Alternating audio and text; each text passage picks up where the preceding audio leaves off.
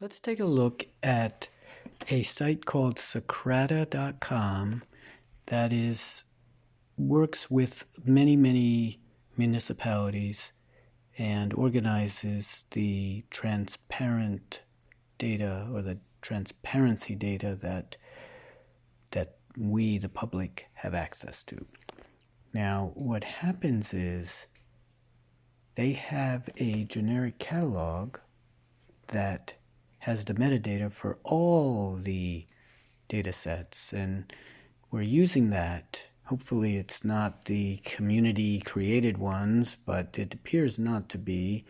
And this site, which is at opendata.titleforce.org, I'm sorry, it's opentitleforce.org/opendata, and you go there, and what we can see is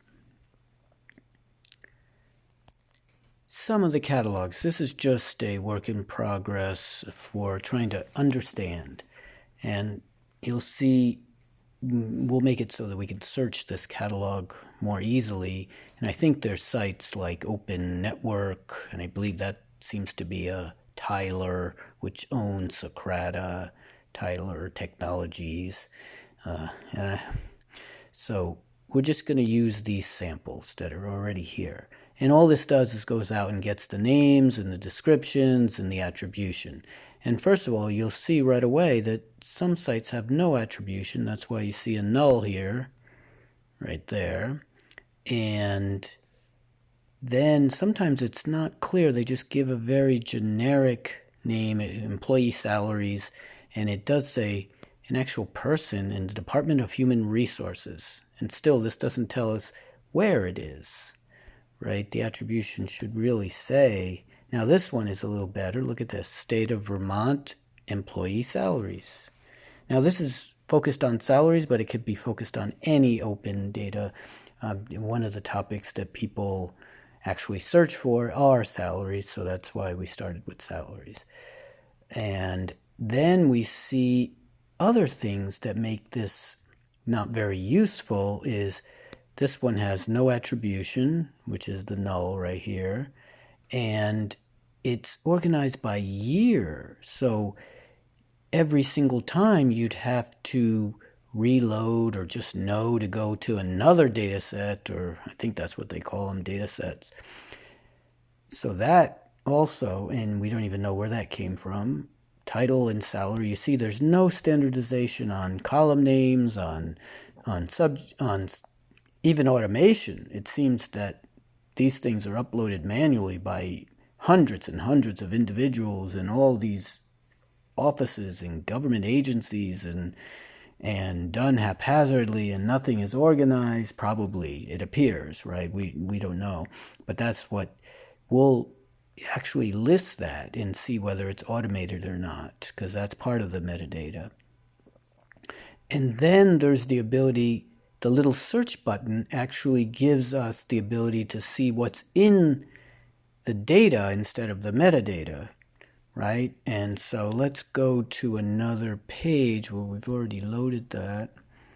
Here, let's see, this is one for San Mateo County. You can see that they at least listed themselves as San Mateo County, which is good, the attribution. But it does have employee salary data 2020, which if you're writing a generic program, it would be good if all the data was in one place. You wouldn't have to load one for 2020, one for 21, one for 22, one for 23. So let's actually, so I guess this, we're already in. This thing again is just a prototype, but you can search here, and it's only looking at a little bit of data. It's only going to show a couple, and it's showing it in JSON format only because there's no standardization, so it's very hard to know what to expect. And then gross pay is called gross pay here, but it might be called something else in another site, and all the data sets, and even on the same city or municipality, it'll be different. And then they could put any values they want over here. Other employee cost, this is a string. Sometimes it can be a number, sometimes it can be a string, sometimes here's the name, sometimes they call it first name, sometimes they call it last name. They have all kinds of regular pay, overtime pay. There's no standardization on column names. There's no standardization on department names. Nothing, absolutely nothing. So this just gives 2 sample records, right?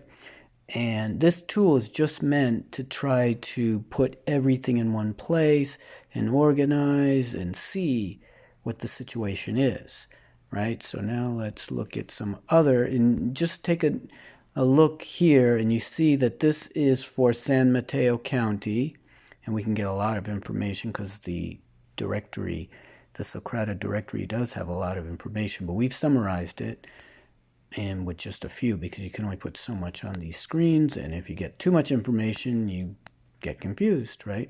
But just look, gross pay. Let's just focus on that, gross pay, right? So let's go to some other locale. Let's see, let's pick this one. And this is Vermont. Let's see what Vermont does. Say, by default, if you search, this search here only works on the real data, not the metadata. And we can have another search, but we want to make this simple, not complicated. So if you look down here, and we have to hand it to Socrata, they do have a good search engine, or a better search engine than they had before. And there should be the word Smith somewhere, right? See, Smith is here, and there should be a Smith here. And we're just getting 2 sample records, not the whole universe, and it's not paginated, and but obviously we could take all this data and put it into a real search engine or a database and analyze it. But first we have to understand the situation, right? And there, look at that. You don't see any, whatever it was called in the other case, I already forgot what it was called. But over here it was called gross pay, right? And if you look at some sample gross pay, it's $8,000. But over here, let's see if there's any gross pay. No, see, they just have salary, $30. And who knows, maybe that's in thousands. Nobody. Oh, it does say temporary. So their temporary is Senior Energy Services Program Office. So this must be the job title. That's a pretty strange, officer maybe, not office, yeah. And it gives the department and family. And then down here we actually give a little help or a little description, and you could read that. It's a summary. It kind of shows a first view at what actually is happening here. And what we notice is there's a lack of standardization, a lack of organization, naming conventions, no automation on the uploads, and that makes it very hard. First of all, the general public doesn't even know these things exist, probably, and to have them hidden behind, and then have them hidden behind all these layers, and to say, we checked the box, we got transparency. That's not real transparency. We could do a lot better. So that's what this tool is meant to do. And if you go back to here,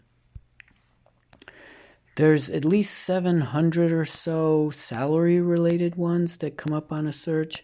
So this is only showing a couple hundred, probably 100 or so. And we're going to make this better if people are interested. But you also can see right away, look at all this confusion, different databases. Oregon, I'm afraid to even click on these things. And yeah, there it is, and it should show, yep, look at this, completely different location. Some of these have the word salary, they don't even have salaries. Look at this, oh my goodness. Wow, I'm afraid to even, this one has location. Yeah, that's pretty good. See, there's no standardization on that either. It'd be nice if every data point had a location, right? Then you could take all this information, put it on a map. Wow, holy smokes. Oregon really puts a lot of more. League of Oregon Cities. I don't even know what that means. What does that even mean? Wow. So we're going to take a pause here. Peace out. If anybody wants to understand, because it all ties in with Web3 and transparency and financial, what's it called? Transparency or decentralization. The more we understand what's going on, the less waste there is in the system, right? But it takes an effort. It doesn't just magically happen. So anyone, please contact me and contact us about transparency tools. I saw there was something that talked about, I think it was Wabi or something in the open data and using AI. And so I'm going to contact them, or feel free to contact us. Yeah, here. There should be a contact on here somewhere. I'll add it eventually. Yeah, there's not. Okay. I'll have to add that. Peace out.